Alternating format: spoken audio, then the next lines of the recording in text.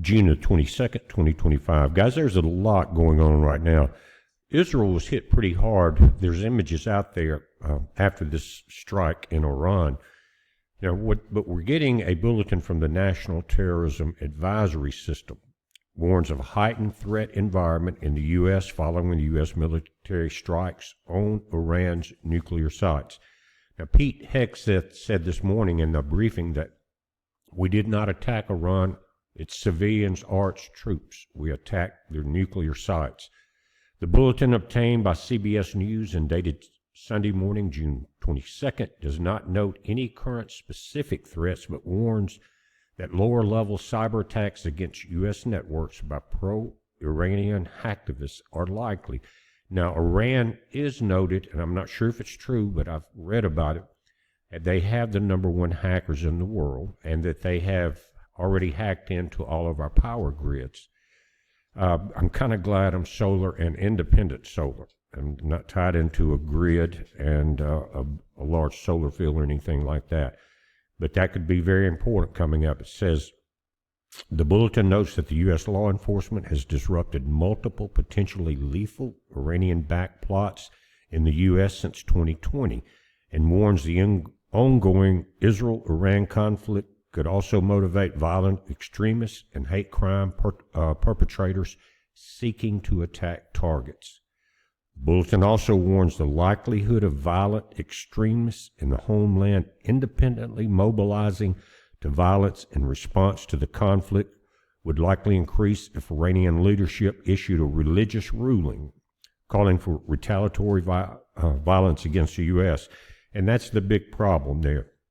Now, the Iranian news network, or one of them, came out and it showed a map of all the U.S. bases in that area of the Middle East and said that Trump started it and we will end it. Just saying. Now, as I was looking into this, you've got both sides. You've got some people on the Republican side against it, all the Democrats against it because it's Trump. Now, if it had been Biden doing it, they would have been fine with it, just saying. But anyway, they're hollering impeachment, and they want to call up the War Powers Act and all of that. They're saying Trump can't do that without Congress and their approval. Anyway, but what I was doing, I was going back, and I'm not through with it, but I saw this article and I want to talk about it since it is a national terrorism advisory, is that you go back to the bombings of U.S. Marine bases, U.S. ships, and then you look at the Houthis. And if you read about it, they're Iran-backed. They have other sponsors too, including Qatar. But Houthis are Iran-backed, Hezbollah, and Hamas, Iranian-backed. Iran likes to create proxy. They don't like to step in and do their own fighting. Now they're kind of forced to do that because Israel has put a pretty good lick on Hezbollah. Hamas is not doing that well. The Houthis took quite a lick, but they're still intact, and I think you're going to see some problems with our shipping. There was one ship that went down just a few days ago there, and I think it may have been an attempt to block traffic. Anyway, it was a large oil spill. It says the bulletin, which has not yet been officially shared with the public by the Department of Homeland Security, is the type of comprehensive threat assessment designed to communicate information directly to the public about threats and about resources of how to stay safe during the heightened threat environment. Again, I don't know why that the State Department or the Department of Homeland Security has not mentioned it yet. But again, here it is. We have it. Now, there's also another, it was a guy from Iran, and he was talking about the fact that the mullahs control the Iranian people, basically, with their religious doctrine. Unlike what you see in Saudi Arabia and some of those other countries, they've done very well with oil trade.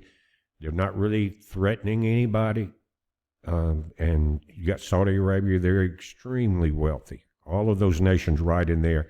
And what this Iranian guy on the news was saying, that if the mullahs were removed, their religious leaders, I guess that's what you call them, mullahs, mullahs, anyway, they would, then that country of Iran would be able to rise into the modern society of trade, religious freedom, and again, build back their oil systems or build them back up, and all of that, become a nation participating with the rest of the world instead of trying to fight it.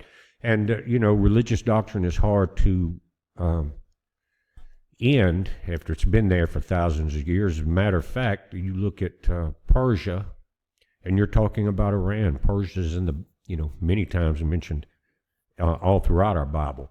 But that's Iran. And so it's been a long time going, but it's kind of the Iranian citizens, they're very up to date on what's going on, with modern highways, modern facilities, everything like that. And then you've got these ancient religious so-called leaders that want to call everyone Satan, when really, if you look at Iran and their Ayatollah, that's Satan incarnated. Hey, if you don't agree with me, too bad. And the Iranian news guy on the last report, he said that the Iranian people wanted to modernize, get away from that ancient dogma. And he's attacked a lot of his own people, him and the leaders before him. And they just want to kind of modernize, get out of war, just prosper like many of the Middle Eastern nations that have oil and other resources. Just peace, give peace a chance. That's what they want.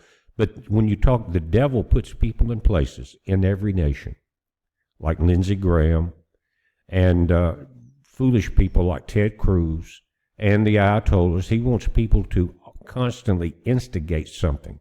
The U.S. was not instigating an Iranian war. I don't care what you say. The Democrats are going to say it because they hate anything Trump does. But when the Republicans start saying it, and some of the Republican voters, then you've been duped. Again, I'm not for war. I'm not for getting involved in Israeli conflicts. Okay? But Iran was threatening the U.S. also, and they're now threatening our military bases. Now, continuing to this warning, they additionally cautioned that the Israeli-Iran conflict could contribute to the U.S.-based individuals plotting additional attacks, citing violent incidents in recent months targeting Jewish groups and institutions around the country.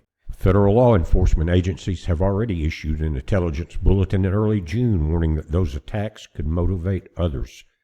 Law enforcement officials in New York City said Saturday night they were deploying additional resources to certain sites as a precaution. The New York PD tweeted, "We're tracking the situation unfolding in Iran. Out of an abundance of caution, we're deploying additional resources to religious, cultural, and diplomatic sites across New York City and coordinating with federal partners. We'll continue to monitor for any potential impact to New York City." Let me say this, guys. We're still seeing riots in L.A. There was one Dodger Stadium a couple of days ago where they didn't let the ICE agents in. And then there was another one that the ICE agents got in, but there was a lot of damage to their vehicles. They were attacked. A car rammed one, totaling out. The windows were broken out. So it's still a problem there. Now watch for the Democrats to push this war into another series of riots across the U.S. Just saying it, I'm already starting to see the rhetoric coming forward now. But I wanted to put this bulletin out by the National Terrorist Group or Association. So watch it, guys. Pay attention to your surroundings. We don't have that kind of problem here as far as the burning of the churches or really any. I think there's a couple temples in the state or something like that, or whatever they call them. And but we've never had any problem. And don't really look for that here. But the big cities, we're there. You've already seen it. Keep your head on a swivel. Don't go out into those areas because religious zealots will attack you and kill you. We're watching it. You watch it. There's going to be some updates throughout the day, guys. Be safe.